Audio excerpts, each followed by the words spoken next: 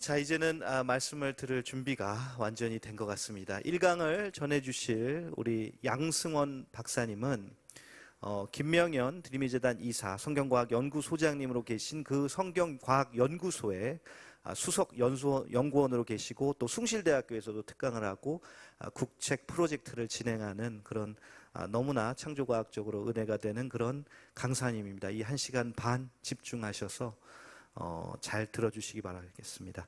양승원 박사님께 큰 박수로 1강을 시작하겠습니다.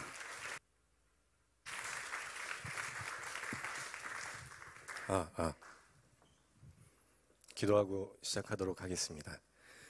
사랑의 하나님, 감사합니다. 오늘 또 귀한 생명 주셔서 또 복음 사경회로 저희들 첫 번째 시간, 또 왜 창조인가 라는 제목으로 하나님의 말씀이 과학적이고 역사적으로 또 사실임을 또 함께 나누는 은혜의 시간 또 되기를 소망합니다. 이 시간 저희들 마음밭이 옥토밭이 되어서 귀한 열매 맺고, 또한 이 시간 정말 하나님의 깊은 은혜를 또 체험하는 시간 되기를 소망하며 모든 말씀 우리 주 예수 그리스도 이름으로 기도드립니다. 여러분 만나 뵙게 돼서 반갑습니다. 저는 방금 소개를 해주신 양승원이라고 합니다. 지난번에 한번 제가 강의를 했었는데 혹시 기억들 나시나요? 우리 학생들은 기억나죠? 네, 굉장히 많이 끄덕이고, 그쵸? 네, 그랬던 시간들 저도 기억납니다, 여러분들이. 네. 오늘도 비슷한 내용이지만 약간 이제 하나님 말씀이 과학적으로 사실이다 라는 내용으로 조금 더 조금 수정을 해봤습니다.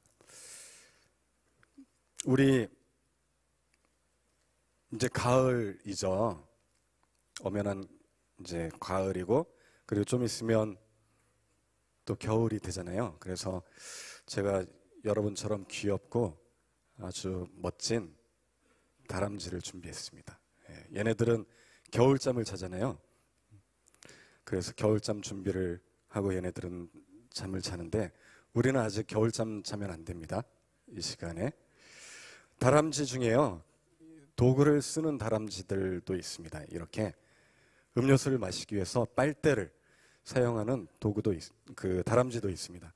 우리 사람만 이렇게 도구를 사용하지 않고요, 자연에 있는 동물들도 사람처럼 또 지혜를 갖고 이렇게 사용을 합니다. 여러분 혹시 이게 무엇인지 아나요? 이제 우주에, 지구 밖에 있는 이런 것들을 뭐라고 할까요?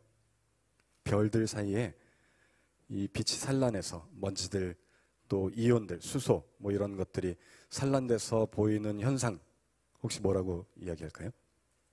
힌트 2글자입니다. 빅뱅. 비슷합니다. 근데 힌트를 드리자면 별, 한자로 별이랑 구름을 뜻하는 말입니다.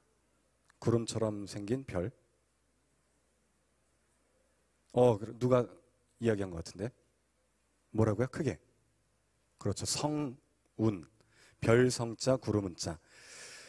이 성운 중에 여러 이제 모양들이 다양합니다. 그래서 처음 발견한 천문학자들이 이름을 이제 자기가 지었어요. 이건 혹시 무슨 성운인지 아시나요? 얘는 우리 여러분 좋아하시는 음식 중에 게 있죠. 동물 중에 게. 게 성운이라고 합니다. 게. 게를 닮지 않았나요? 이제 뭐 동의를 하지 않겠지만 이걸 처음 발견한 사람은 게라고 생각해서 게 성운이라고 이름을 지었기 때문에 어쩔 수 없습니다. 그러면 이거는 무슨 성운일까요? 감자 성운. 비슷해요. 먹는 거예요. 힌트 2개 뭐가 이렇게 겹쳐져 있죠? 그렇죠. 배고픈가 봐요. 햄버거 성운입니다. 햄버거 성운. 그러면 이건 무슨 성운일까요? 이제 조금씩 적응되고 있죠? 독수리 성운 맞습니다. 이건 무슨 성운일까요? 그렇죠. 튤립 성운. 튤립. 그러면 이거는 이제 다 마치네요. 이제 다 적응됐습니다. 장미성원. 예. 우리가 겉보기에 장미처럼 너무나 예쁘게 생겼죠. 다들 꽃들 다 받아보셨죠? 예. 혹시 안 받아본 학생들이 있을 것 같아서 안 받아보신 분들을 위해서 장미를 준비했습니다. 우리 여러분처럼 너무나 아름답고 멋진 장미. 여러분 꽃보다 아름다우신 거 아세요? 우리 모두는 꽃보다 아름다운 걸작품인 줄 믿습니다. 그래서 또 준비를 했습니다. 그래서 아까 겨울잠 자는 애 깨워가지고 제가 준비를 했습니다. 여러분 주님의 이름으로 환영합니 다람쥐. 잠이 확 깨죠? 그 중국 시경 소화편에 유유농명이라고 하는 이제 사자성어가 있습니다. 혹시 아시는 분 계신가요? 뭐예요 이게? 유유라는 건 뭘까요? 유유 이렇게 우는 소리예요. 농명은 녹이 이제 우리 녹용할 때 그 녹이 사슴, 그리고 명자는 울다, 외치다 해서 사슴이 유유하면서 이렇게 우는 것을 유유농명이라고 합니다. 왜 울까요? 이 중국 시경 소화편에 보면 이 사슴들이 들판에 맛있는 열매를 찾으면요, 보통 우리는 어떤가요? 좋은 지식이나 아니면 딱 돈을 발견했다, 좋은 어떤 먹거리나 아니면 컨텐츠를 발견했다. 우리 혼자 막 정신없이 이렇게 먹는데 정신없잖아요. 근데 사슴은 친구들을 부르는 거예요. 되게 착하죠, 사슴들이. 친구들을 불러서 함께 먹고, 먹을 것들을 썩히지 않고 다 같이 나눠 먹고 배부르게 먹고 이렇게 즐거워한다라는 그러한 사자성어입니다. 오늘 이 시간이 우리만 알고 이 복음 말씀을 우리만 아는 시간이 아니라 함께 나눌 수 있는 또 귀한 시간이 되었으면 좋겠습니다.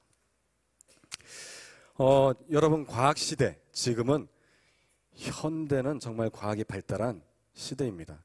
과학 중에 우리가 이 과학시대에서 가장 발달한 기기 중에 뭐가 있을까요? 여러분들 다들 갖고 있는 뭐 스마트폰, 또 노트북, 또 프로젝터 뿐만 아니라 다양한 전자제품들이 우리가 스마트한 기기로서 현대 과학을 상징하고도 있습니다. 그런데 이런 과학의 원리들이 성경이랑 무관하지 않다라는 사실들을 오늘 이 시간 좀 나눴으면 좋겠습니다. 무슨 장면인지 잘 아시죠? 핵폭탄, 핵실험하는 장면이고, 또 남북한이 올해 또 정상회담도 갖고, 또 조만간에 또 부산에서 그 한국 아세안 이렇게 회담, 정상회담 중에 북한 김정은 그 위원장도 올 가능성이 있다. 요즘에 이제 그런 뉴스들이 많이 나오고 있는데 점점 화해 모드가 증가하고 있는 것은 사실입니다. 그런데 이 이제 핵무기로 위협을 받고 있는 것도 동시에 우리가 사실이죠. 그런데 이 핵이라고 하는 것은 우리가 과학적으로 봤을 때 여러 가지 법칙과 원리가 있습니다. 우리 핵 중에 가장 이제 자주 사용되는 원자력 발전소에서 사용되는 재료가 무엇일까요? 뭔지 아시나요? 다 아는데 왜 모른 척 하시죠? 그 우로 시작합니다. 그렇죠. 우라늄. 우라늄이 보통 원소 중에 굉장히 무겁습니다. 238. 그 아보가드로의 수만큼 있으면 238g 정도 되는 무거운. 수소는 몇 g일까요? 우리 원소기호 혹시 모르시나요? 배웠잖아요. 아니, 혼자들 공부했잖아요. 우리 원자번호 원소기호 어떻게 시작해요? 수소, 헬륨, 술해, 리베붕탄, 질산플레.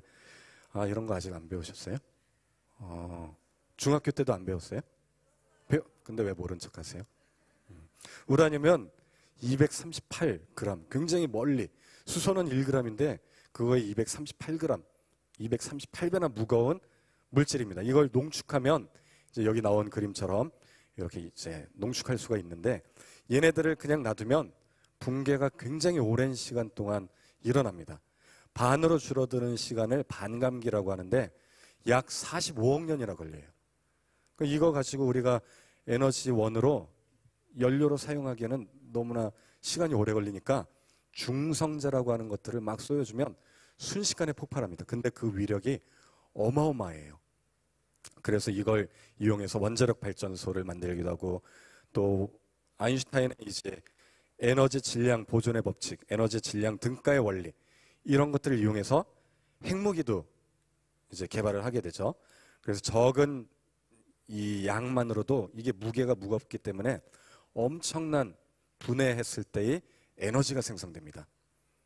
근데 그때 나오는 에너지가 이제 첫 번째가 빛 에너지가 발생돼요. 그 빛은 아주 강력한 방사선, 우리 방사능이라고 많이 들어보셨죠?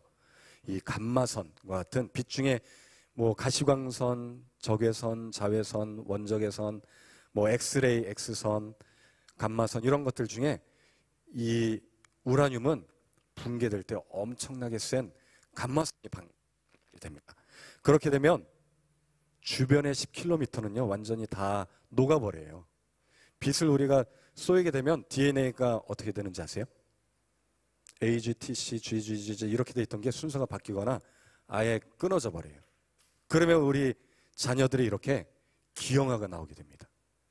그리고 또 그 자리에서 죽기도 하고 또 장애를 갖기도 하고, 우리나라 상공에 떨어지면 이제 대부분의 건물들이 서울 지역에 이제 중심부가 다 파괴가 될 정도로 강력한 또 소리 에너지가 발생됩니다.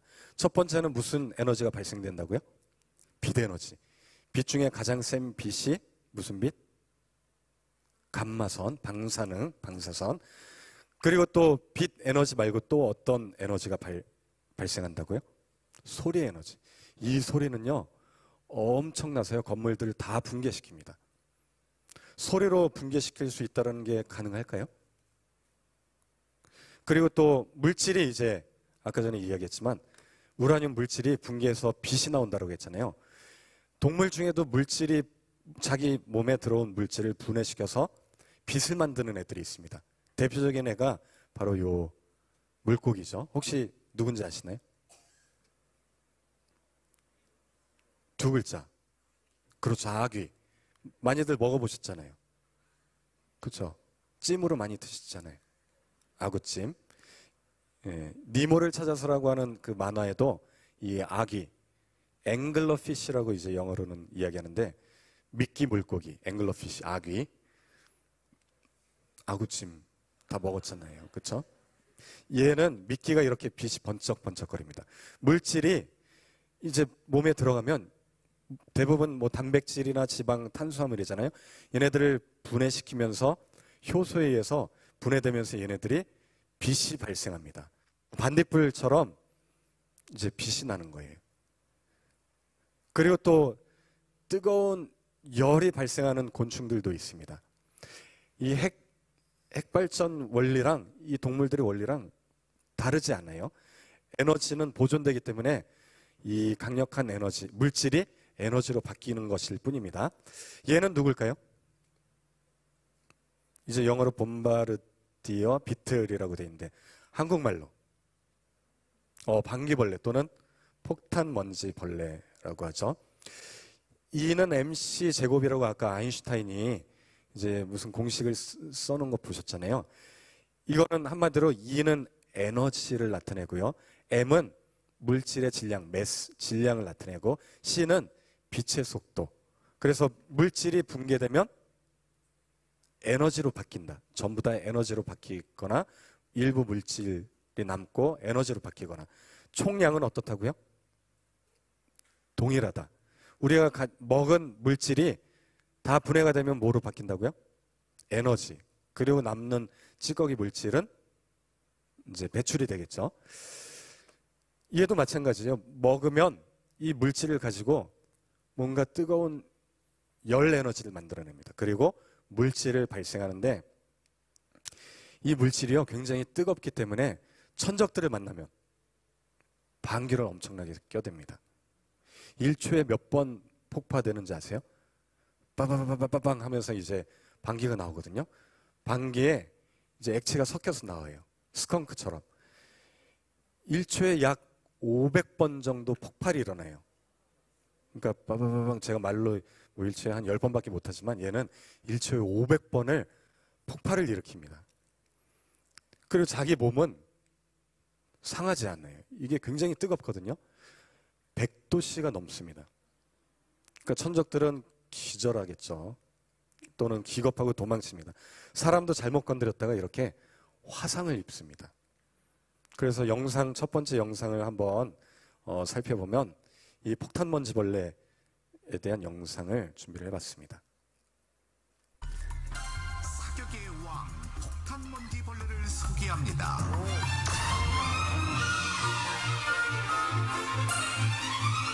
일명 방귀벌레라고도 하며 특기는 전후좌우를 마음대로 조절하며 폭탄 쏘기. 자, 기억나세요? 그럼 천적들은 어떨까? 그때 고생했던 개구리. 곤충의 사냥꾼 두꺼비, 폭탄먼지벌레 대 두꺼비. 이 둘의 대결은 과연 어떻게 될 것인가? 자, 우리 스펀지 한번 나왔었죠? 두꺼비 폭탄먼지벌레를 보더니 관심을 보이고 잘 보세요. 아, 제 뚫어지게 쳐다보며 먹이의 행동을 관찰하는데 먹으수가 큰일 나는 거거든요. 폭탄먼지벌레 겁도 없이 두꺼비에게 다가가고 두꺼비 얼굴 한번 털어주고 비장한 모습으로 다가가는데 어떻게? 자, 드디어 침 닦고. 어머나 이게 웬일? 바로 뱉어냅니다. 바로 방귀를 튼 거예요. 느린 화면으로 보자.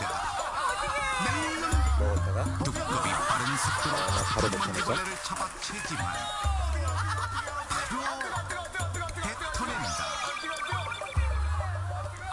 폭탄먼지벌레의 폭탄 한 방에 두꺼비 무척 놀란 기색이 영영. 근데 한 번 갖고는 기억을 못해요. 그리고 두 번째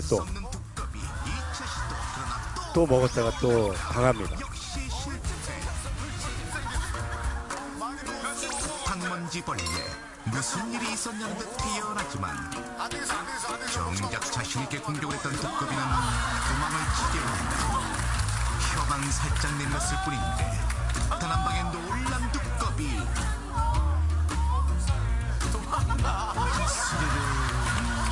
우리 뒤에 한 이쪽 이 정도 되는 뒤로 넘겨주실래요? 한 4분의 3, 3분의 2? 이 정도? 큰 쥐는 어떨까? 네, 이 정도? 그 가스는 여기 요 냄새가 정도, 매우 독하고요. 온도가 매우 높아서 4분의 3 정도. 천적들이 여기. 접근을 못하게 되는 겁니다. 가스가 만들어진다. 네.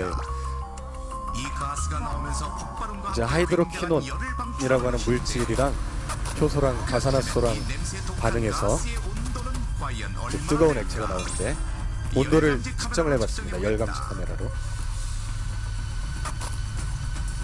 먼저 폭탄먼지벌레가 가스를 분출하게 한 후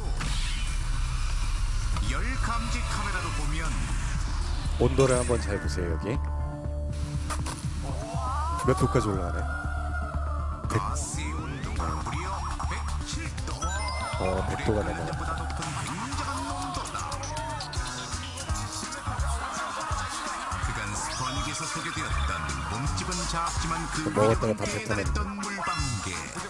두꺼비가 물방개 한번 먹었다가 폭탄먼지벌레 또한 자신을 보호하기 위한 필사의 힘은 상상을 초월하는데 웬만한 덩치 큰 애들은 다 당한 것 같죠?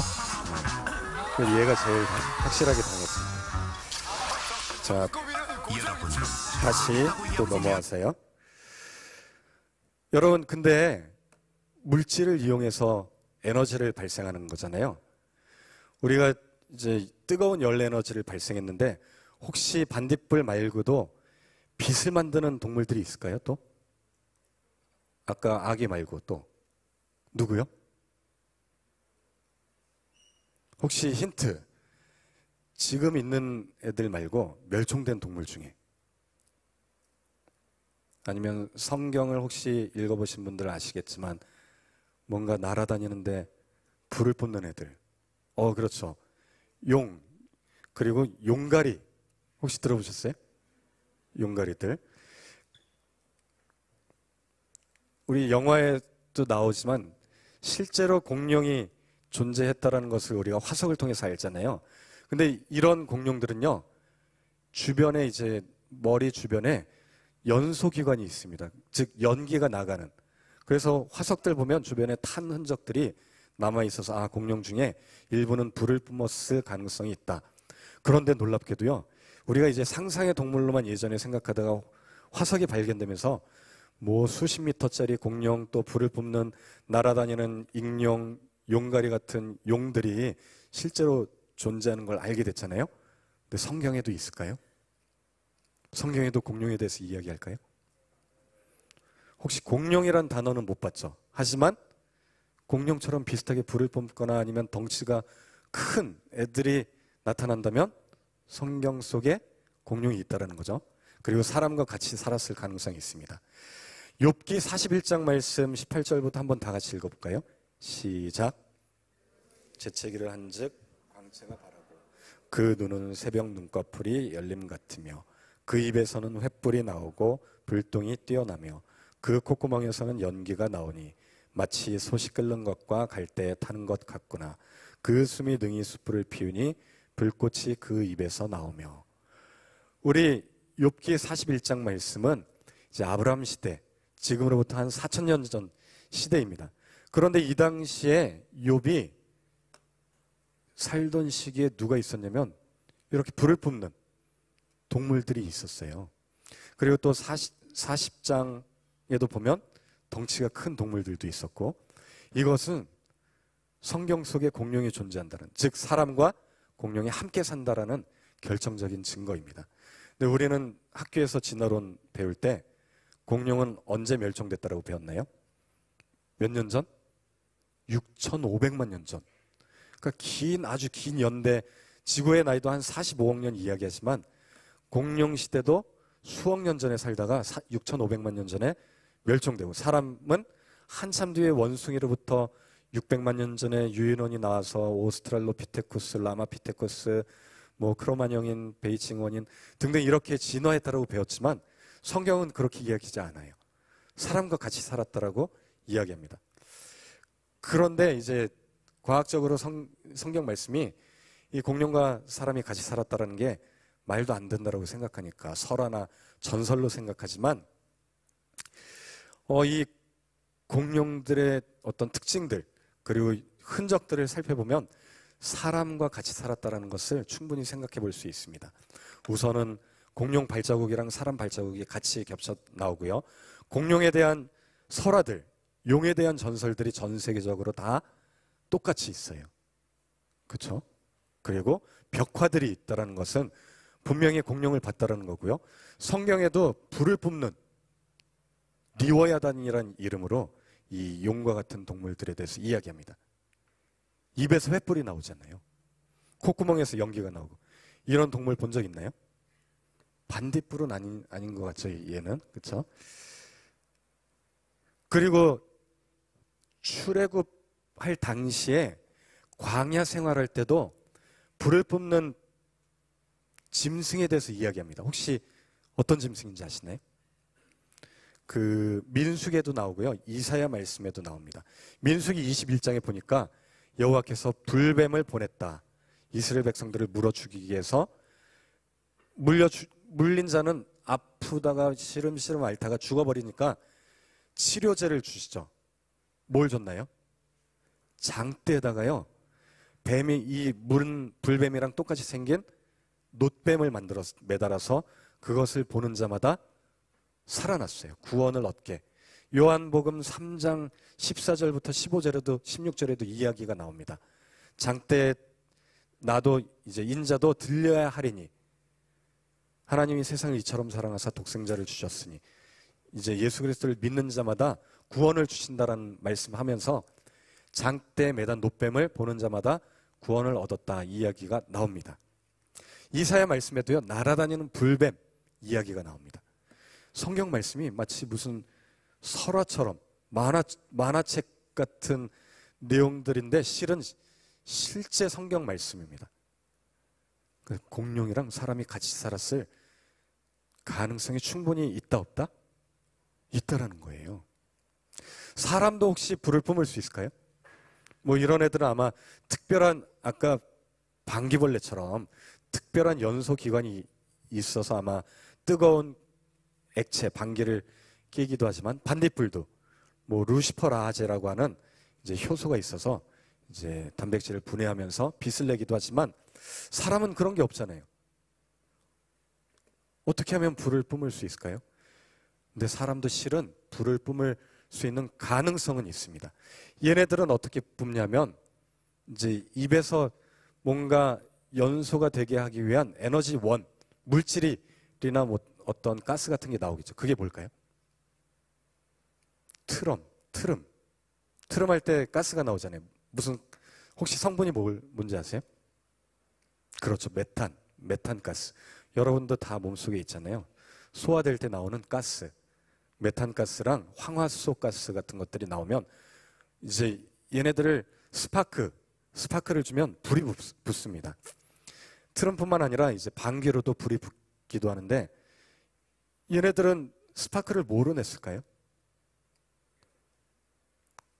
그렇죠. 이빨이 돌이잖아요. 돌. 그러니까 이빨을 타닥 부딪히면 트름할 때 자기가 자유자재로 불을 뿜을 수 있는 거예요. 아마 조금 더 쉽게 이 기관들이 만들어진 거라고 생각되는데 사람은 쉽지가 않죠. 트름에도 메탄가스 성분이 적어요. 그래서 웬만한 트름 갖고는 불이 붙지 않습니다만 이 엉덩이 쪽은요 불이 붙습니다. 라이터로 붙이면요 불이 붙을까요 안 붙을까요? 붙어요. 나중에 한번 실험해 보세요. 제 영상도 있지만 차마 그걸 보여드리기에는 실례가 될 것 같아서 한 수십 명이 막 불 붙이는 이제 실험들을 보여주는데 그건 한번 찾아보세요. 우리가 충분히 사람도 불을 붙일 수 있다면 이전에 이런 동물들도 충분히 가능성이 있다라는 것. 그러니까 설화가 아니라요. 실제로 화석으로도 발견되니까 성경 말씀이 너무나 정확하다는 걸 보여줍니다. 또 우리 아까 핵폭탄 붕괴될 때 소리 에너지로 건물을 무너뜨린다고 했잖아요. 성경에도 소리로 무너뜨리는 장면이 있습니다. 무슨 성을 소리로 외쳐서 무너뜨렸을까요? 혹시 아시나요? 힌트 여로 시작합니다. 그렇죠. 여리고성. 여리고성도 이스라엘 백성들이 일주일 동안 여리고를 조용히 돌다가 마지막 날, 일곱째 날은 7바퀴를 돌고 다 같이 소리치죠. 그랬더니 어떻게 됐나요? 여리고성이 무너졌어요. 우리가 이야기하는 이 말씀들이 충분히 과학적으로 사실이에요. 핵무기도요, 이게 소리로 건물들을 다 무너뜨리는 거예요. 생명체를 죽이는 건 뭐로 죽인다고요? 빛, 감마선 또는 방사능. 그런데 이런 건물들이나 물론 생명체도 이 소리를 닿으면은 다 몸이 찢겨지거나 아니면 날아가겠죠. 그래서 미래 무기는요, 음파총이에요. 음파총. 혹시 쿵푸 허스르라고 혹시 아시나요? 주성치가 주연했던 영화. 거기도 소리로 막 사람들 또 이 가야금 소리로 튕기면 사람들이 막 몸이 막 옷이 다 찢어지고 난리가 납니다. 미래 무기는 음파총이 등장해서 이제 사람들에게 해를 가할 것으로 예측하고 있고 실제로도 지금 그렇게 쓰고 있습니다. 음파 대포. 그러니까 소리가 건물을 무너뜨릴 수가 있어요. 컵도 깨트릴 수 있을까요? 우리나라에서는 김종서가 시도를 했었고 또 외국 우리 영상을 한번 보면 목소리로 컵을 깨는 영상 한번 살펴볼까요?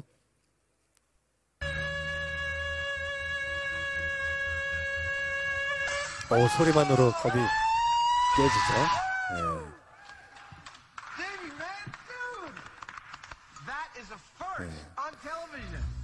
즉 소리로 컵을 깰 수가 있는 겁니다. 우리 여러분도 자주 깨트린 적 있지 않나요? 소리로? 왜 이렇게 공부 안 해? 이렇게 소리 지르다가 깨트린 적 없어요? 아니면 잔소리 하시다가 컵을 깨트릴 수 있습니다. 소리로. 그리고 또 이 소리는요 좀 특이한 게요.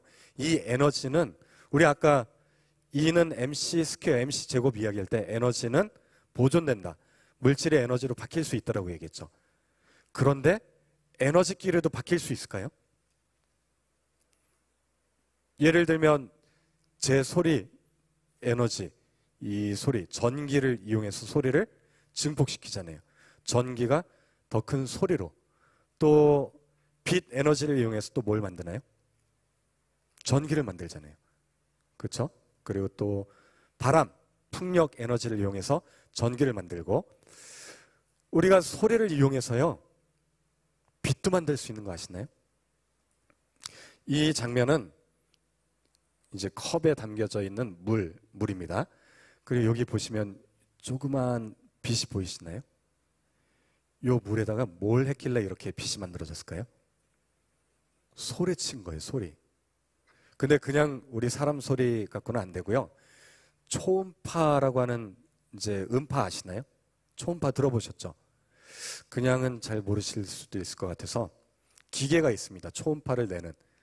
혹시 이런 기계, 안경이나 반지, 목걸이 이런 것들을 세척해주는 기계 혹시 본 적 있나요? 안경 가게 가보면 안경 세척해줄 때 물에다 담가두면 zzz 소리 나면서 때가 빠지잖아요. 그게 초음파예요. 그 소리가. 실은 우리 귀에 들릴까요? 안 들릴까요? 안 들려요. 초음파잖아요. 음파보다 더 짧은 파장, 강력한 에너지를 갖고 있습니다. 들리지 않는데 이제 물에 닿으니까 이런 소리가 들리는 거예요. 그런데 이걸 초음파를 조금 더 파장을 짧게 해주면 이 진동이요 중간중간에 스파크가 일어납니다. 이게 바로 빛이에요. 빛이 발생되는 거예요. 이건 뭘까요? 물속에 담겨져 있는 힌트, 배의 추진력을 갖게 하는 겁니다. 뭘까요? 그렇죠. 프로펠러도요 막 돌리다 보면요 공기방울들이 막 발생합니다. 이 속에 공기가 들어있는 건 아니에요. 그러니까 기포라고 하는데 실은 이 수소나 산소 뭐 이런 것들이 들어있지 않습니다. 진공 상태의 기포가 발생해요. 신기하게도. 근데 이 기포가요 발생했다가 순식간에 또 작아집니다. 이게 이제 속도가 빨라지면요 압력이 낮아지는 베르누아의 원리라고 하는 걸 발생하는데요. 혹시 처음 들어보시죠? 베르누아의 원리. 이게 이제 프로펠러가 막 빨리 돌면 갑자기 압력이 떨어집니다. 그러면 같은 온도에서 액체였던 물이 기체로 바뀌어버려요. 그런 현상을 음파 발광. 이제 기체로 잘 보시면 여기 보시면 기체가 발생했죠. 그 다음에 시간이 지나면 다시 원래대로 돌아가면서 점점 이 기포가 줄어듭니다. 그러다가 기포가 줄어들면서 뭐로 바뀌냐면 뭐가 나오나요? 라이트 에미티드라고 돼 있죠. 뭘까요? 빛으로 바뀌는 거예요. 우리가 또 동물들 통해서 이해를 하기 쉽게 얘는 뭘까요? 얘 이름 혹시 아시나요? 무슨 새우? 그렇죠. 딱딱 소리를 낸다 해서 딱총새우. 얘는요 이제 한쪽 손이 좀 크잖아요. 오른손으로 이렇게 박수를 칩니다. 혼자서. 그래서 지나가는 물고기, 작은 물고기나 작은 새우가 있으면 이제 공기방울 박수를 쳐서 아까 그 기포가 날아가요. 그러면 공기방울로 딱 맞으면 기절을 합니다. 그래서 잡아먹는 거예요. 예. 우리 세탁기도요 공기방울로 세탁하는 거 예전에 있었던 거 아세요? 공기방울 세탁기. 얘도 공기방울로 이렇게 기절을 시켜서 잡아먹습니다. 그런데 공기방울만 나오는 게 아니라 거기에 빛이 번쩍거려요. 이 현상을 뭐라고 한다고요? 네 글자? 음으로 시작합니다. 음파 발광. 발광은 어렵지 않죠. 발광, 빛을 낸다. 음파가 빛으로 바뀌는 현상을 음파 발광이라고 합니다. 동영상을 한번 보시면 BBC에서 이제 Far from being quiet, the ocean is filled with a cacophony of animal noise that can even disrupt the sonic transmissions of submarines. Most of the din is made by a surprisingly insignificant creature, the pistol shrimp. By snapping its claws, it can not only make communication sounds, but something far deadlier. 숨어 있어요. 숨었다가 먹이를 These shrimps 이제 are its prey. 먹잇감이죠. It deals a knockout blow from a distance by 어느 using 정도 its claw as a sonic weapon. 이제 충격을 줄 수 있는 거리가 되면 First, its claw is cocked like a pistol, 이제 박수를 칩니다. 한 손으로. then fired. The effect is literally 이제 두 stunning. 방을 쐈어요. As the claw snaps 이제 shut, 박수를 친 거예요. 한 it 손으로. fires a blast of bubbles. 공기방울 속에 빛이 보이시나요? Incredibly, as the bubbles 빛이 collapse, 나오죠? they momentarily reach the temperature of the sun. 소리가 빛으로 바뀌는 현상입니다. This implosion causes a shockwave that 소리가 stuns. 빛으로 바뀌어요. 얘는 완전 맛이 갔죠? 조만간 식사 이제 재료로 사용되겠죠? 이처럼 우리 이런 현상을 뭐라고 한다고요? 음파 발광. 이제 몇 번 반복하니까 외우기 쉽죠? 음파 발광. 여러분 이 현상을 보니까 성경에도 이런 이야기가 있는데 소리로 빛을 만들었다 이런 이야기가 있는 거 아세요? 뭘까요? 창세기 1장에 하나님이 첫째 날 만든 게 뭐예요? 성경에 보면요 창세기 1장에 빛을 만들었다라고 되어 있습니다. 한번 다 같이 읽어볼까요? 시작. 하나님이 이르시되 빛이 있으라 하시니 빛이 있었고. 빛을 만드는데 뭐 재료가 있나요? 따로 재료가 없죠. 뭔가로 쿵쾅쿵쾅 만든 게 아니에요. 재료는 단지 무엇이었나요? 하나님이 이르시되 말씀하시되 무엇으로 만들었다고요? 말로. 그러니까 소리. 그냥 소리는 아니죠. 말씀이라고 하는 거는 정보가 있는 소리죠. 정보가 있는 소리. 정보는 한마디로 설계도인 거예요. 정보는. 그러니까 말씀이라고 하는 설계도. 그 안에 빛이라는 빛에 대한 설계도가 말씀인 거예요. 말씀을 만들기 위해서는, 빛을 만들기 위해서는 무엇이 필요하다? 말씀. 말씀은 질서인 거예요. 빛은 곧 질서이기 때문에 말씀이 빛이고 빛이 말씀이고 질서이고 이게 설계도라는 것이죠. 신기하죠. 이 말로 빛을 만든다는 게 말도 안 된다라고 생각했잖아요. 그런데 말이 됩니다. 말로 빛을 만들 수가 있어요. 첫째 날엔 빛을 만들었고요. 둘째 날엔 무엇을 만들었나요? 힌트 여기 있습니다. 첫째 날, 둘째 날, 셋째 날. 뭘 만드셨을까요? 하늘, 공간, 대기권을 만들고요. 하늘을 만드시고 하늘 위에 물과 하늘 아래 바닷물, 물을 나눴죠. 물도 만드셨지만 나눴습니다. 셋째 날엔 땅이 물 속에서 드러났죠. 그리고 땅 위에 어떤 애들도 만들었다고요? 식물들, 우리 채소들, 열매 맺는 씨 가진 열매 맺는 채소들. 그러면 넷째 날은 여러분 외울 필요 없어요. 첫째 날이랑 넷째 날이랑 연관되어 있습니다. 뭐라고요? 해달별. 다섯째 날에는 물과 공기 중에 사는 물고기와 새. 여섯째 날에는 땅 위에 사는 동물들. 그리고 마지막으로 사람을 만드셨죠.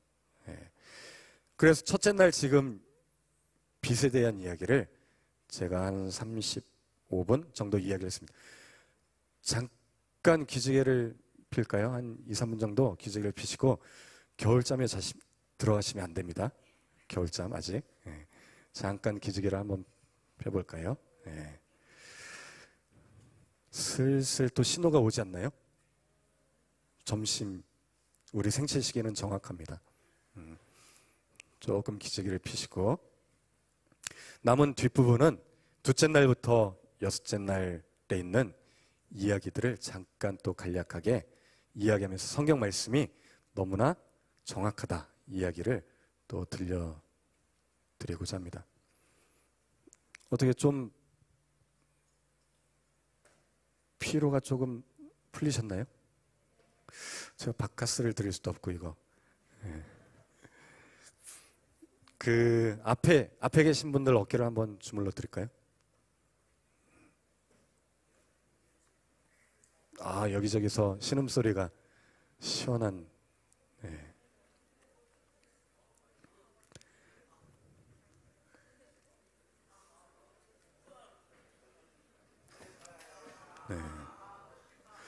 너무 괴롭히시면 안 됩니다. 자, 반대로 이제 복수하시기 바랍니다. 뒤에 계신 분들을 뒤로 돌아서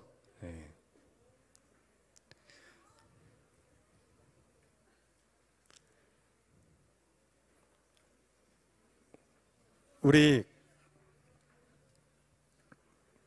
여러분 그 일본에서 원자력 발전소가 후쿠시마 그 원자력 발전소가 예전에 쓰나미 지진 때 일부 붕괴가 돼서 그 이제 방사능에 의해서 오염됐죠, 물들이.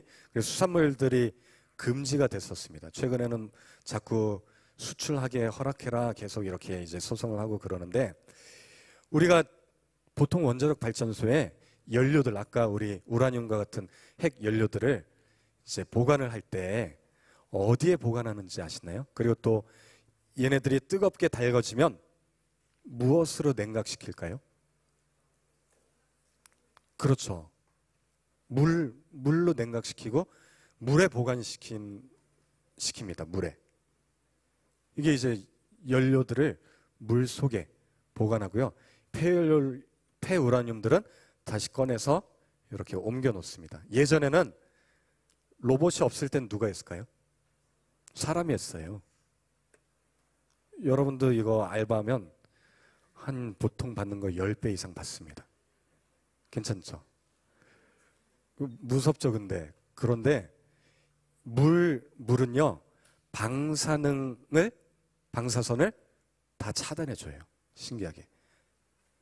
다른 물질들을 보세요. 뭐 알파선, 베타선, 감마, 엑스레이, 굉장히 센 빛들도 다 통과가 되지만 이제 뉴트론 레이, 이게 이제 중성자선, 뭐 감마선, 중성자선, 이런 것들은 감마선, 엑스선은 콘크리트에 통과를 못하지만 아주 센 빛, 중성자선은 통과합니다. 근데 물은 통과하지 못해요. 신기하죠. 우리 물은 그냥 우리 손으로도 통과되는데 빛은 통과를 못해요. 빛 중에 가시광선은 통과하죠. 우리 지금 유리창으로 보이는 빛들, 태양빛, 이런 것들을 우리가 빨주노초 파남보, 가시광선이라고 합니다. 이런 빛들은 물이든 유리막이든 다 통과를 합니다. 또 원적외선, 적외선. 그런데 통과하지 못하는 빛들이 있어요. 빛이 그냥 눈에 보이는 것만 빛이 아니에요. 보이지 않는 아까 감마선, X선 이런 것들은 보이지 않는데 유리막은 통과 못해요. 또 물도 통과를 못합니다. 그래서 이 물이 굉장히 안전하게 해주는 중요한, 생명체의 아주 중요한 도구인데, 그러니까 우리도 여기 들어가서 요거 연료봉들을 이렇게 이동시켜도 크게 이제 문제되진 않는데, 만약에 이제 어딘가에 뭐 새는 곳들이 있다면 문제가 될 수 있겠지만, 요런 주변에, 요런데, 근데 물속은 안전합니다. 물속은. 대신 직접 물속에서도 직접 만지면 큰일 나요. 그래서 장갑 끼고 이렇게 예전에 했는데, 지금은 로봇이 가서 이렇게 연료봉들을 다 이렇게 바꿔줍니다. 예전에 이렇게 사람이 내려가서요, 다 이제 바꿨어요. 그만큼 물이 어떻다? 보호막의 역할로 안전하다. 그런데 성경에 둘째 날에 무엇이 있었나요? 아까 물 기억나시나요? 하늘 대기권 위에 물과 바닷물이 있었잖아요. 우리 지금은 대기권에 물 대신 뭐가 있나요? 보호막 뭐가 있어요? 오존층이나 구름 정도밖에 없잖아요. 또 자기장층인데, 예전엔 하늘에 뭐가 있었다고요? 물이 있었습니다. 창세기 1장 7절에도 궁창 아래물, 궁창 위에 물로 나눴다. 그러니까 뭔가 궁창이 이제 실은 하늘이란 뜻이거든요. 대기, 하늘. 그래서 일반적으로는 우리가 살고 있는 이 대기권 위에 물이 존재했을 거다라고 예측을 하고요. 어떤 분은 그 하늘이 저 우주도 하늘이니까 우주 밖에도 있어서 이게 이제 보호막, 뭔가 우리에게 특별한 역할을 할 수도 있다, 이렇게 주장하시는 분도 있고, 대부분은 이제 지구 위에 보호막의 역할을 했을 거다.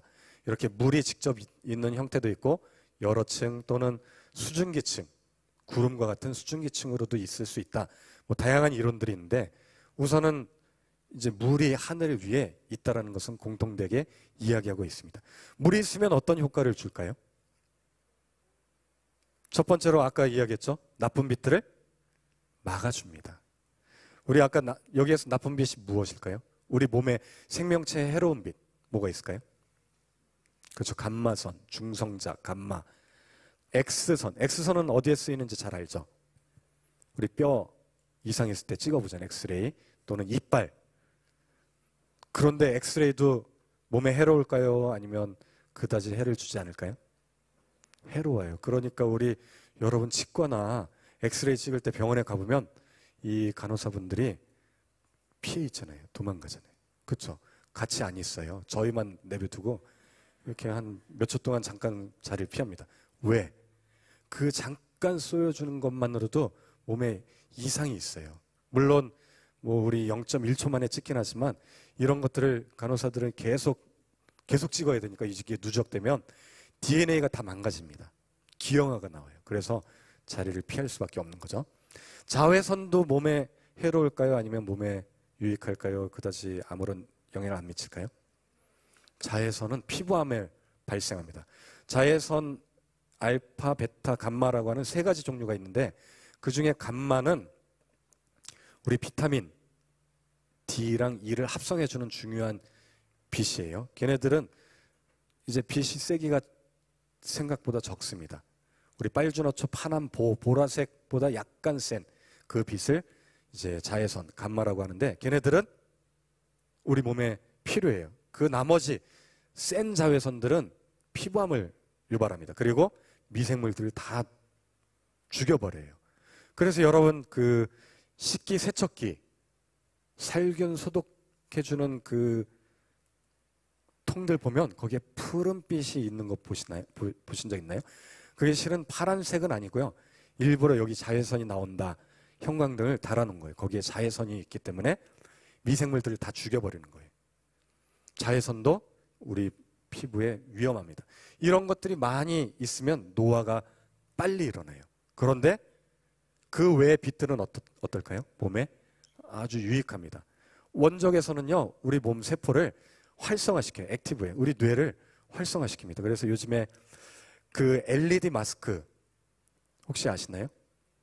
여기 계신 분들은 많이 써보신 것 같은데 피부들이 굉장히 좋으신 거 보니까 LG에서도 뭐 LED 마스크에서 판매를 하고 있는데 걔네들은 원적외선 또는 LED라고 해서 적외선 파장이에요. 또는 가시광선도 있긴 하지만 얘네들은 에너지가 약해요. 그래서 피부에 닿으면 세포들을 살짝 이렇게 흥분시켜줘요.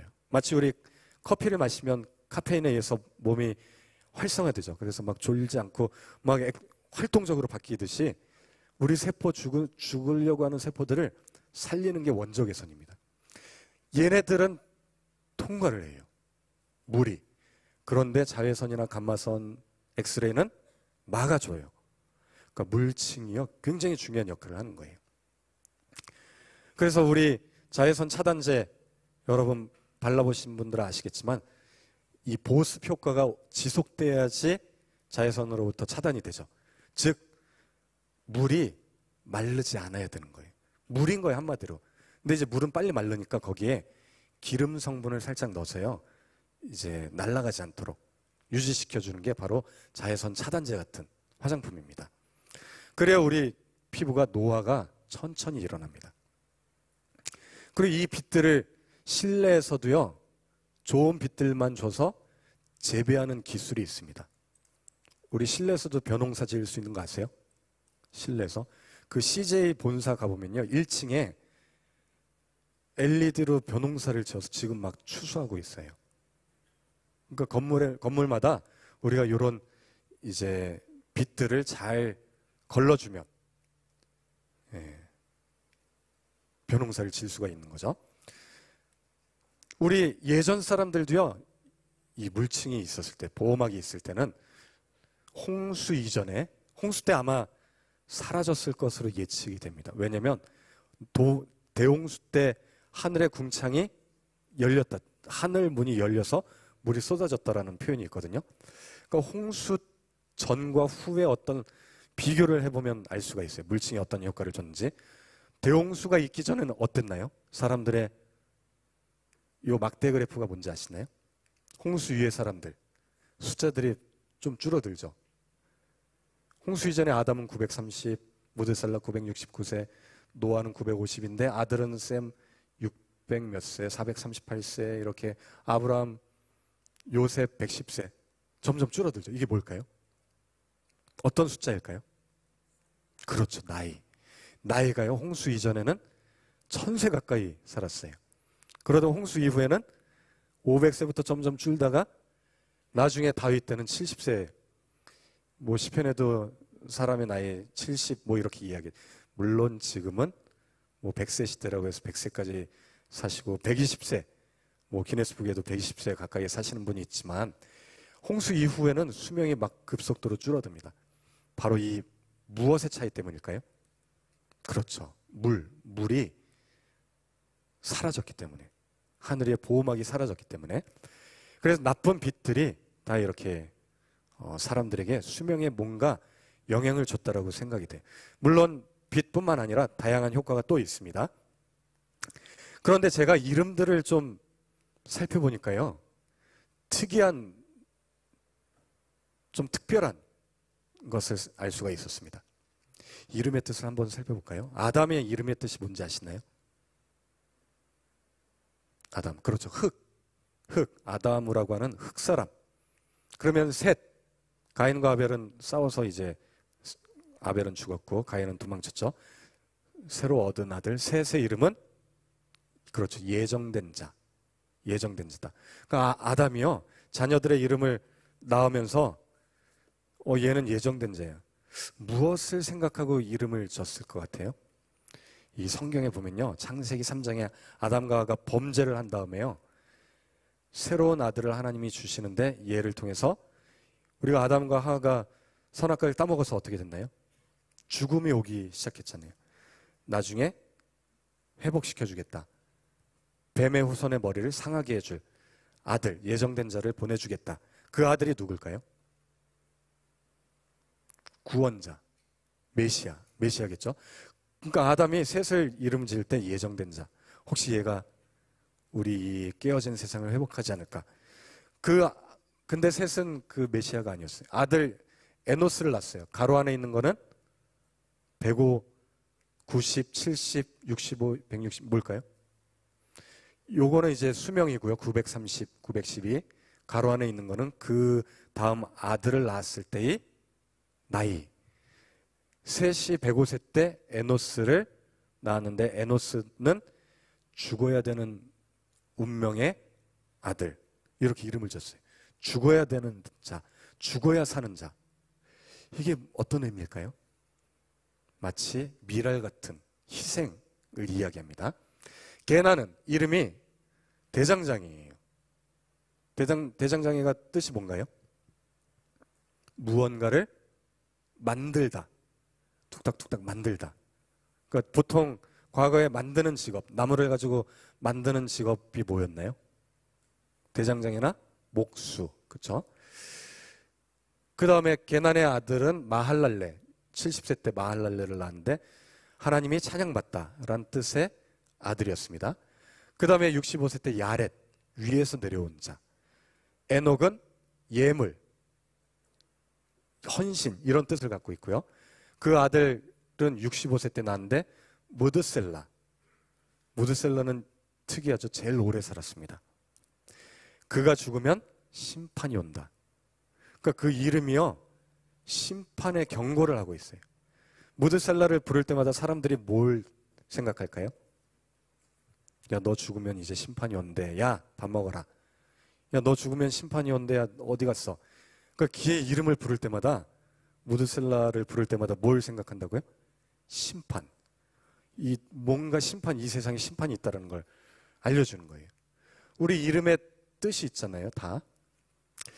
그리고 여러분, 무드셀라가 언제 죽었냐면 대홍수가 일어나던 해 죽었어요. 그가 죽었을 때 홍수 심판이 실제로 이름대로 이루어졌어요. 이름은 한마디로 뭐냐면 비전입니다. 비전이에요. 여러분 이름들 있죠? 이름은 비전이 이름대로 돼요, 실제로. 그래서 우리 예전에 노래 중에 우리 아들이 너무 빨리 병치레도 많이 해서 좋은 이름을 지으면 오래 장수한다고 해서 장명가한테 이름을 져달라고 했더니 뭐라고 하는지 아세요? 김수한, 거북이와 두루미, 삼청, 동방석 하다가 무드셀라, 중간에 무드셀라도 들어가요. 거기에 제일 오래 사는 동물들, 사람 이름 막 집어넣은 거예요. 무드셀라가 그 노래도 나오더라고요. 세상 사람들도 무드셀라를 압니다. 그 다음에 라멕은 승리하다, 이기다. 그 아들 노아는 쉬다, 안식, 쉼 이런 뜻을 갖고 있습니다.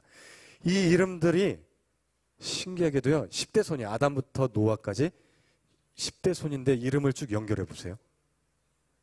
이름이 아까 제가 뭐라고 했나요? 이름은 비전이 이름대로 되는 거예요. 흑사람으로 왔는데 예정된 자였어요. 근데 죽어야 되는 운명이었어요. 근데 몫으로 왔어요. 근데 이분이 와서 하나님이 기뻐하셨어요. 찬양받았고, 그리고 위에서 내려온 산떡으로 오셨고 예물로 드려졌어요. 그런데 그가 죽었을 때 심판이 왔어요, 이 세상에. 그런데 우리는 그 심판을 피했죠. 그분을 믿으면. 그리고 그분은 그 심판이 왔지만 그분은 3일 동안 죽었다가 죽음을 어떻게 했나요? 승리했어요. 그래서 우리를 어디에 보냈나요? 영원한 안식에 보냈어요. 이름이 비전이라고 했죠. 이 비전은 하나님의 비전이에요. 인간들을 통해서 하나님이 하시고자 하는 꿈과 비전을 우리에게 알려주는 거예요. 누굴 예정하신 거예요? 예수 그리스도. 예수 그리스도를 우리에게 보내주시려고 작정하셨어요. 우리 이름대로 된다고 했는데 왜 그러냐면요, 이 세상은 신기합니다. 우리 말 속에 의미도 있지만 말 자체가 영향력이 있습니다. 여러분, 이 돌 중에 이게 키키 보호바 실험인데 어느 게 키키 같아요? 왼쪽이에요, 오른쪽이에요? 키키 두 개가 다 이름이 있습니다. 키키 보호바, 보호바 키키. 어느 게 키키일까요? 왼쪽 1번 왼쪽. 2번 오른쪽이다, 키키. 대부분 오른쪽을 선택하죠. 답은 오른쪽이 키키일 것 같죠? 네. 따로 답은 없어요. 그런데 98% 이상이 다 키키를 예로 정의해요. 왜냐하면 우리의 말이나 어투 또는 이 자음의 파열음, 소리들이요, 모양이랑 관련돼 있다는 걸 알려주는 거예요. 이 세상에 우리가 이름, 부드러운 이름들이 있죠. 부드럽다 할 때 소프트라고 하잖아요. 부드럽다, 이름.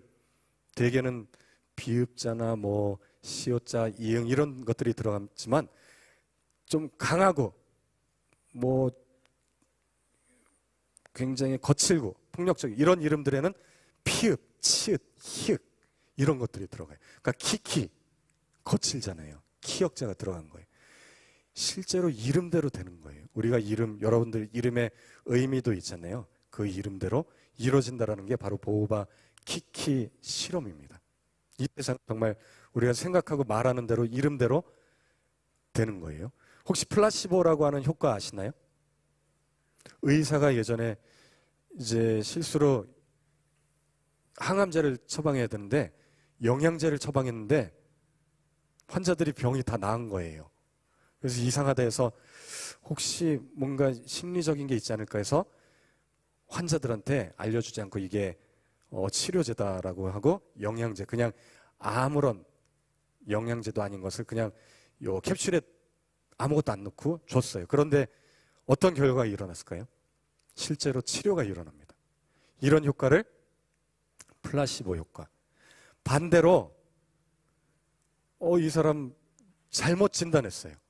암이 아닌데 암으로 진단했는데 그 사람이 얼마 있다가 죽어버린 일들이 일어났어요. 이 사람은 정상이었는데 암으로 잘못 진단해서. 이런 효과를 뭐라고 하냐면 노시보 효과라고 합니다.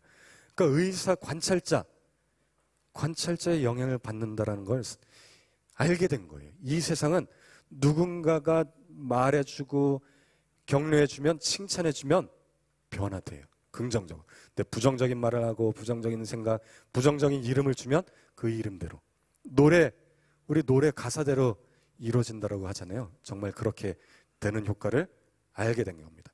성경에서도 환자들에게 하나님이 항상 먼저 물어보세요.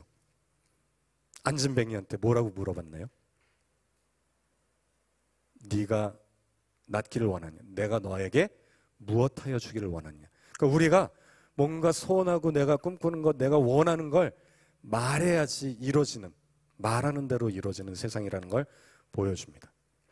자, 어쨌든 다시 두 번째 물의 효과를 보면요, 온실 효과입니다. 온실. 즉 따뜻하게 해준다는 거예요. 보호막이 있으면 당연히 비닐하우스처럼 따뜻하겠죠. 우리 겨울에는 보호막이 없죠. 그러니까 극지방은 어마어마하게 춥습니다. 근데 적도지방은 겨울에도 따뜻해요. 뭐 30도. 그래서 겨울에는 우리 동남아시아로 여행을 많이 가잖아요. 그 온도 차이가 지금은 심하지만 예전에는 어땠을까요? 온도 차이가 별로 없었습니다. 보호막이 있었기 때문에. 이 보호막 효과가 대표적인 게 동물들이 잘 자라요. 식물들도 잘 자랍니다. 먹을 게 풍성해요. 심지어는 덩치도 커집니다. 잠자리 중에요, 아마 멸종된 잠자리 같은데 덩치가 90cm에서 1m 정도 되는 잠자리 화석들도 발견되고요. 코뿔소도 보통 우리 한 2, 3m잖아요. 7m짜리 코뿔소 화석도 발견됩니다. 그러니까 아마 코뿔소 멸종했으면 공룡으로 우리가 충분히 오해할 만하죠. 공룡 화석들이 30m, 40m짜리 공룡 화석들이 발견되고요. 극지방에서도 동식물들이, 열대 식물들이 발견됩니다. 이런 것들은 홍수 이전에 전 세계가 다 살기 좋았다라는 것을 보여주죠. 이런 공룡들이, 굉장히 많은 공룡들이 잘 살았다라는 증거입니다. 욥기서에도요, 하마라고 하는 동물인데 덩치가 어마어마한 동물입니다. 우리 17절부터 19절까지 한번 다 같이 읽어볼까요? 시작. 백향목이 흔들리는 것 같고 넓적다리 힘줄은 연락되었고 뼈는 놋관 같고 가릿대는 철장 같으니 그것은 하나님의 창조물 중에 으뜸이라. 지금 하마 이야기하는데 꼬리 치는 게 백향목이 흔들린대요. 우리 백향목이란 나무는 어떤 나무인지 혹시 아시나요? 성경에도 좀 자주 등장합니다. 성전에, 집이나 성전에 기둥으로 사용되는 나무예요. 보통 크기가 10m 이상 됩니다. 근데 하마 꼬리가 백향목 흔들리는 것 같다. 이건 표현이 좀 이상하죠. 그래서 원어를 봤더니 하마가 아니라 베헤모트라고 돼 있어요. 영어 성경도 히포라고 안 돼 있습니다. 요즘 개역 개정은 베헤모트. 예. 우리 개역 성경도 이제는 베헤모스로 바뀌었어요. 개역 개정. 그러니까 하마가 아니에요. 실은 베헤모트라고 하는 거대한 짐승이 있었을 가능성이 있어요. 하마 꼬리는 손바닥만 해요. 예. 동물원 가봐서 아시잖아요. 그러면 이 거대한 꼬리의 주인공은, 이 베헤모트란 짐승은 누굴까요? 1800년대까지는 스코필드라고 하는 주석가는요, 코끼리라고 생각했어요. 코끼리도 실은 꼬리가 1m밖에 안 돼요. 순대 정도 두께. 그러면 이 꼬리의 주인공은 코끼리가 아닙니다. 그러면 하마일까요? 하마가 아무리 꼬리를 때려서 붓게 해도 이렇게 커지지 않습니다. 하마도 아니에요. 그러면 이 꼬리의 주인은 누굴까요? 베헤모트라고 하는 거대한 짐승. 아마 브라키오사우루스, 둘리 엄마. 그 디플로도커스나 브라키오사우루스 같은 30m 이상 되는 공룡이었을 가능성이 충분히 있습니다. 그런데 성경에 보면요, 공룡 이야기들 우리가 방금 몇 가지를 봤는데, 노아의 홍수 때, 대홍수 때, 물층이 사라질 때 공룡을 방주에 실었을까요? 실었다. 그럼 어떻게 실어요? 이렇게 큰 애들? 여러 가지 문제가 있잖아요. 물론 성경에 보면 모든 동물을 다 실으라고, 암산상식 다 실으라고 했으니까 당연히 실었을 가능성이 높은데, 이렇게 덩치 큰 동물들은 어떻게 실을까요? 잘 접어서, 뭐 자르면 안 되죠. 그리고 동물들을 어떻게 일주일 동안 방주에 탔다라고 되는데 이 모든 호흡 있는 코로 기식하는 동물들 다 실었잖아요. 한 2만 종 정도 되거든요. 그럼 4만 마리가 들어가야 돼요. 어떻게 실었을까요?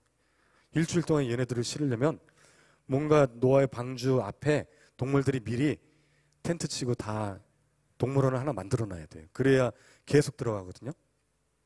이거 잡아놓는 것도 이 일인데, 또 방주 안에서 식생활 문제는 어땠을까요?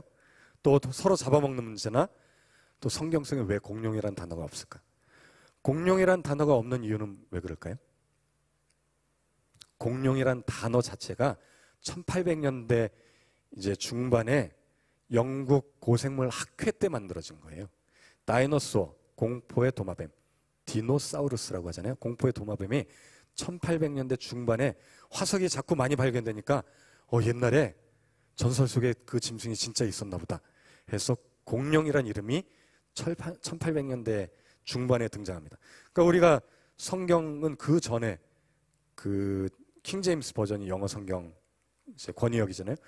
1600년대 이미 써졌기 때문에 공룡이란 단어는 없지만, 아까 리워야단, 베헤모트, 불을 뿜는 짐승, 뭐 거대한 짐승 이런 이름으로 있는 걸 보면 실은 공룡도 성경에 있었던 거예요.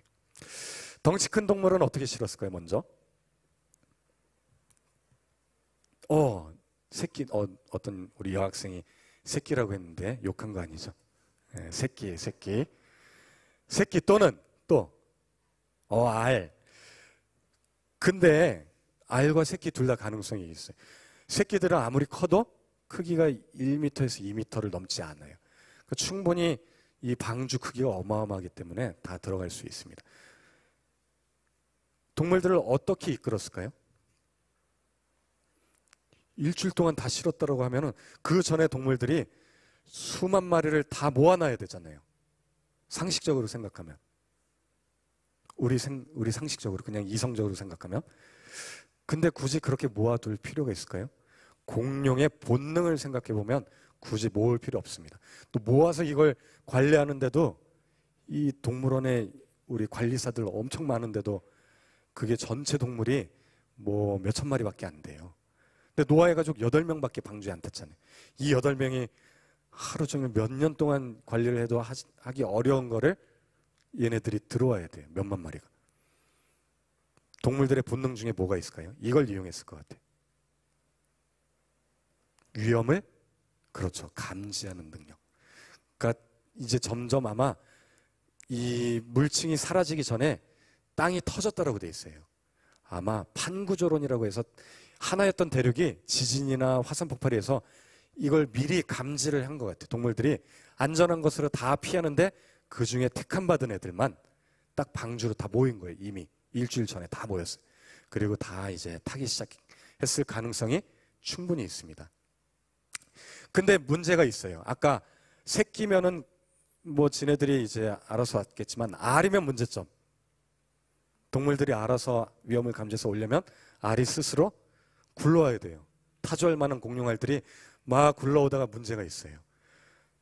중간에 돌 있으면 거기 부딪히면 멸종. 하나 깨지면 멸종이에요. 그렇죠. 암수 한 쌍씩이니까 둘 중에 하나 죽으면 멸종이잖아요. 그러니까 위험해요. 그리고 또 부화시키는데 얼마나 걸릴까요? 부화시키려면은 얘네들보다 더 큰 짐승들이 있어야 되니까 부화시키기도 어렵습니다. 또 당시에는 홍수 때문에 갑작스런 추위와 더위가 시작됐기 때문에 이 추위를 이겨내기 쉽지 않아요. 그리고 논문을 보니까요, 템퍼러처가 성의 비율을 바꿀 수 있다.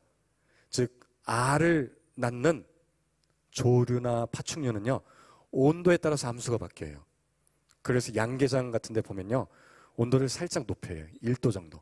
보통 37도에서 부화를 되는데 0.5도 정도 높이면 암컷이 더 많이 나옵니다. 약 5에서 10% 이상 더 많이 나와요. 그러니까 성비가 바뀌었어요. 만약에 알을 실었는데 둘 다 암컷이 나왔어요. 그러면 그 종은 멸종. 멸종이에요, 멸종. 수컷이랑 암컷이 있어야 되잖아요. 식생활도 아마 성경에 보니까 먹을 것들을 마른 걸 싫으라고 했는데 서로 잡아먹진 않았나요? 육식은 홍수 이후부터 등장합니다. 그러므로 아마도 얘네들은 지금 다들 먹을 생각을 못하는, 풍부했기 때문에 당시에. 그리고 잠을 재우면 돼요. 우리 아까 겨울잠 얘기했었잖아요. 추위가 시작됐을 가능성이 있고요. 우리 최근 연구에 의하면 황화수 가스라고 하는 게 있습니다. 화산 폭발할 때 나오는 가스인데, 또 여러분 방구 낄 때 우리 아까 메탄가스랑 황화수 가스 나온다고 했잖아요. 방구 끼면요, 이게 이제 동면을 시켜요. 그러니까 잠을 재웁니다. 주변에 혹시 주무시는 분이 있다면 그 주변에 황화수소가스가 있을 가능성이 높다라는 것 조심하셔야 돼요. 그래서 이 가스를요, 여기다 쥐한테, 쥐는 동면을 안 해요. 다람쥐는 동면하지만 얘한테 가스를 주입했더니요, 한 달 동안 냉장고에 넣었는데도 안 죽어요. 사람도 이 일본 료코산에서 조난당한 사람이요, 21일 동안, 늦가을, 겨울, 초겨울에 조난당했는데 21일 동안 안 죽었어요. 아무것도 안 먹고 가수면 상태로 동면 상태에 있다가 발견됩니다. 그 주변에 화산이 있다는 걸 알게 됐어요. 그래서 황화수소가스가 우리 동면에 아주 중요한 거다. 근데 홍수 때도 아까 땅이 갈라질 때 지진과 화산 폭발이 일어났다고 했잖아요. 어쩌면 동물들이 동면에 이르렀을 가능성이 충분히 높습니다. 그리고 예전에는요, 동물과 사람이 서로 친했어요. 동물끼리도 서로 교감이 됐습니다. 물론 지금도 동물들에게 야, 내가 너 해치지 않아, 사랑해, 이뻐, 이쁘다 하면요, 처음 보는 사자랑도 이렇게 뽀뽀할 수 있어요. 처음 보는 사자예요. 리차드슨이라고 하는 사람이고요, 처음 보는 개랑도 이렇게 친하게 지는, 여러분도 가능. 아담도 동물들의 이름을 지어줄 당시에는 굉장히 지혜롭고 동물과의 관계가 지금처럼 막 서로 잡아먹는 관계가 아니었다라고 성경은 이야기합니다. 그러니까 육식을 하지 않았던 거예요, 과거에. 또 동물들도 똘똘했고요. 동물들은요, 자기를 사랑해주면 주인을 따라합니다. 이 개는 미시카라고 하는 개인데 I love you를 해요. 사람이 말을 해요. I love you 이렇게 하면서 막 지저대요. 혹시 여러분 집에 그런 고양이나 개 있지 않나요? 동물농장에도 막 나오고 그러는데, 동물이 실제로 말을 한 경우도 있죠. 발람의 낙이라고 하는. 근데 대부분은 동물들이 사람의 말을 하지 않아도 우리가 이해할 수 있다고 합니다. 과거에는 충분히 이해했는데 지금은 훈련을 받아야 돼요. 동물들과 직관적 의사소통이라고 하는 훈련이 있어야 돼요. 생각으로, 마음으로, 이미지를 통해서 서로 대화를 할 수 있습니다. 돌고래는 초음파로 태아랑 대화를 할 수 있다고 해요. 그리고 요즘엔 돌고래 초음파 치료법이라는 게 있어요. 태아에게 자폐 증세가 있는 아이들을 치료해주는 프로그램이에요. 초음파로 아이랑 대화하면 태아 뇌가요, 활성화돼요. 머리가 좋아져요. 그러니까 우리가 동물들랑 대화하면요, 훨씬 더 나은 세상이 되는 거예요. 근데 우리는 어떻게 하나요? 동물들을 잡아먹기에 바쁘죠. 저기 동물이 먹어야지. 호랑이, 돼지 다 가릴 것 없이 잡아먹잖아요. 동물들끼리도요, 서로 친하게 지냅니다. 어떨 때? 홍수 이전에는 아마도 다 친하게 지내는 것 같아요. 그때가 어떻기 때문에? 먹을 것들이 풍부했기 때문에. 지금도요, 호랑이랑 돼지를 새끼 때부터 먹을 걸 잘 주고 친하게 지내게 놔두면요, 안 잡아먹어요. 영상을 한번 잠깐 볼까요? 타이거주. 태국의 스릴라차라고 하는 지역에 있는 동물원입니다.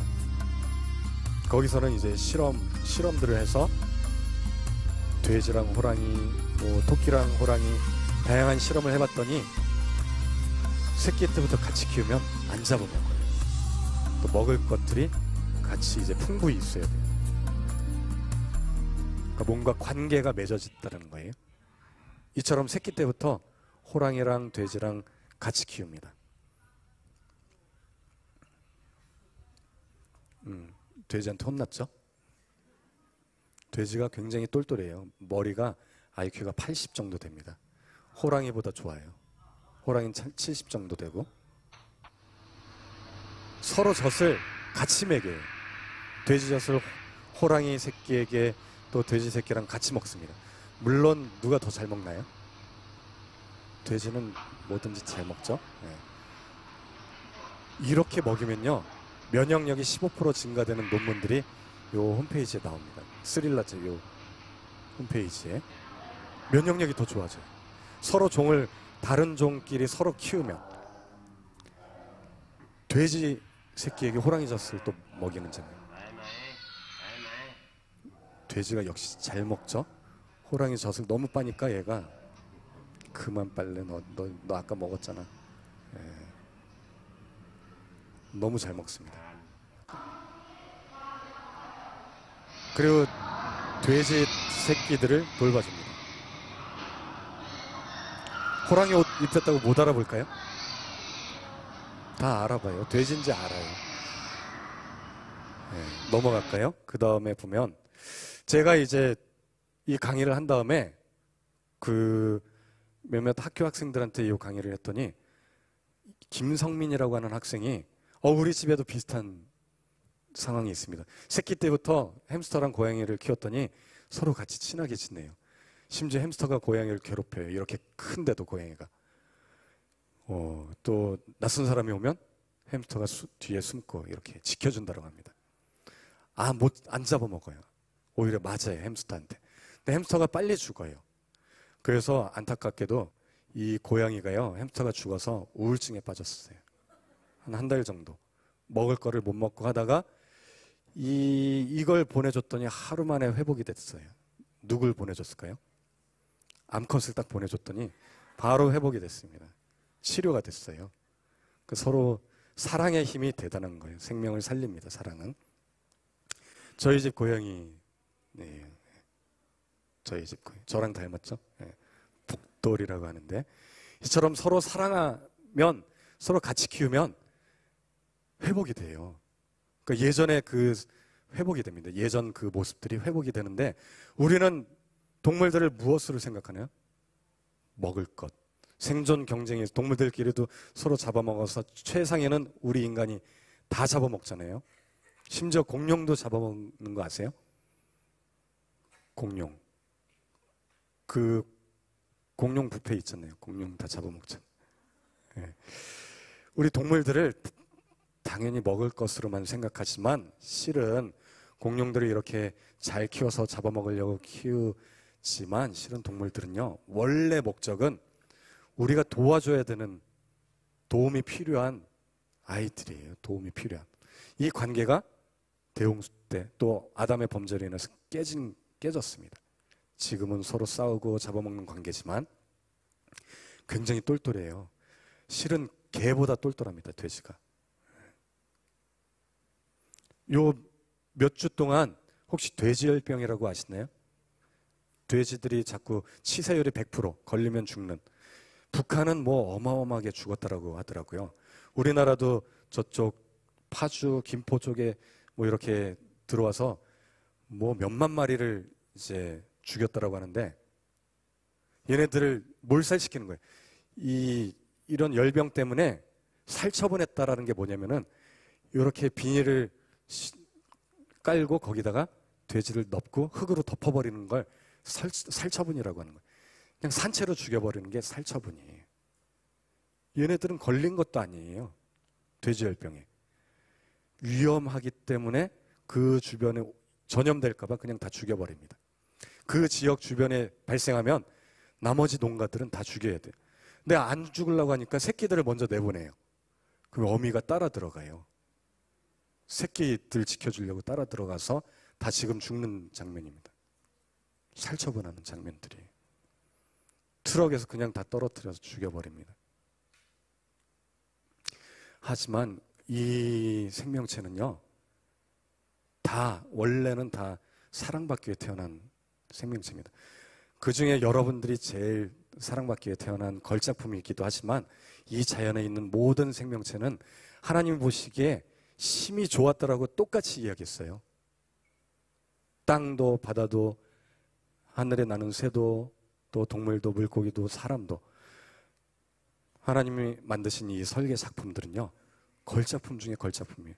우리가 하찮은 것, 먹을 것으로만 생각하지만 우리랑 똑같은 자녀를 사랑하는 마음, 자식을 사랑하는 마음은 똑같습니다. 그 하나님 말씀 중에 저는 이 말씀이 제일 위로가 되는데, 너는 염소 새끼를 그 어미의 젖으로 삼지 말지니라 라는 말씀이 있어요. 이 말씀이 뭔지 아세요? 보통 고기를 송아지나 염소 새끼가 부드럽잖아요. 근데 얘네들을 더 부드럽게 하려면 어디에다 삶으면 되는지 아세요? 그렇죠. 우유, 버터, 우유에다 삶으면 굉장히 부드러워집니다. 이 말은 뭐냐면은 니네들이 송아지 새끼나 염소 새끼를 잡아먹을 때 그 어미 젖으로는 삶지 마라. 자기 새끼가 자기 젖으로 삶아 죽는 걸 알면 얼마나 슬프지 않겠냐. 그걸 이야기하시는 거예요. 하나님은 인간을 너무나 사랑하지만 우리가 하찮다고 생각하는 짐승조차도 하나님은 기억하십니다. 돌봐주십니다. 그 하나님은 너무나 인격적인 하나님이신 것 같아요. 이 세상을 창조하신 하나님은, 설계자 되신 분은 인격적인 하나님이십니다. 여러분을 너무나 사랑하실 뿐만 아니라 걸작품이라고 이야기하시는 하나님은 창조주 하나님, 인격적이신 하나님이시에요. 마지막으로 물층 효과 중에 세 번째는 고압 산소 치료 효과. 이 물이 있으면요, 눌러주겠죠. 대기압이 어떻게 될까요? 올라갑니다. 기압이 올라가요. 올라가면 우리가 보통 숨 쉴 때 공기량보다 더 많이 공기를 마시게 돼요. 그러면 우리 공기 중에 제일 많은 게 뭔지 아세요? 기체 중에? 그렇죠. 질소가 한 78% 정도 되고, 그 다음 많은 게 뭘까요? 산소입니다. 산소. 산소가 21%. 질소는 아무리 많이 마셔도 상관없어요. 근데 산소는 많이 마실수록 몸이 치료가 돼요. 회복이 돼요.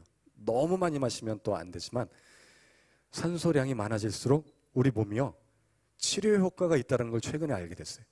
근데 이 산소가 이제 뭐 어디 몸속에서 잘못 돌아다니면 활성산소라고 해서 몸을 이제 공격하기도 하지만, 보통 산소를 많이 들이마시면 우리 몸이 치료가 빨리 됩니다. 그래서 외상 환자들이요, 요 산소통에 들어가서요 회복이 빨리 되는 장면이에요.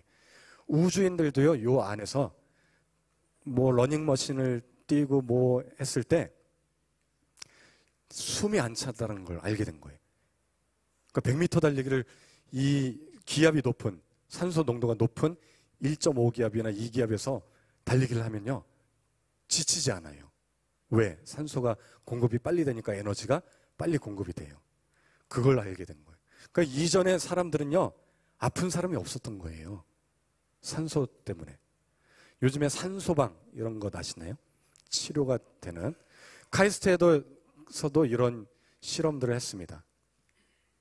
산소 마스크를 씌우게 해서 보통 때보다 한 50% 정도 산소를 더 많이 주었더니 알코올 분해 능력이 빨라졌어요. 그리고 주의력도 시간이 단축되고 기억력도 더 많이 기억하고요, 향상됐다는 걸 알게 됐고요. 두뇌도요, 보통 21% 산소일 때보다 1.5기압일 때 뇌 활동량이 많아졌어요. 이건 뭘 이야기하냐면 머리가 더 좋아졌다는 거예요. 논문으로도 나오고요. 그래서 이전 사람들은 비만이 없었어요. 다 분해시키니까. 또 자폐아나 질병, 감기도 없습니다. 치매도 없어요. 치매가 사라집니다. 그리고 밥도 예전에는 고압으로 밥이 되는 거예요. 밥을 해도. 지금은 압력밥솥에 해야 되지만 예전에는 그 자체가 압력이 셌기 때문에 밥맛이 더 좋고 영양 성분이 더 많아지는 거예요. 야구 선수들 중에도요, 요 산소 캡슐을 사용해서 홈런왕이 되는 사람들도 있었어요. 이승엽이라고. 이처럼 성경에 나오는 이 효과들이요, 실제로 너무나 과학적입니다. 그래서 우리에게 지혜를 알려주고 있습니다. 그 중에 가장 큰 지혜는 저는 하나님이 설계자인데 우리를 걸작품으로 만드셨다라는 귀한 그 말씀이 가장 큰 주제라고 생각을 합니다. 그래서 오늘은 저는 이제 제가 준비한 건 여기까지고요. 이 성경 말씀이 너무나 과학적이고 사실이다라는 것, 그리고 뿐만 아니라 우리를 창조하셨던 그 하나님은 어떤 하나님이시다? 인격적인 하나님.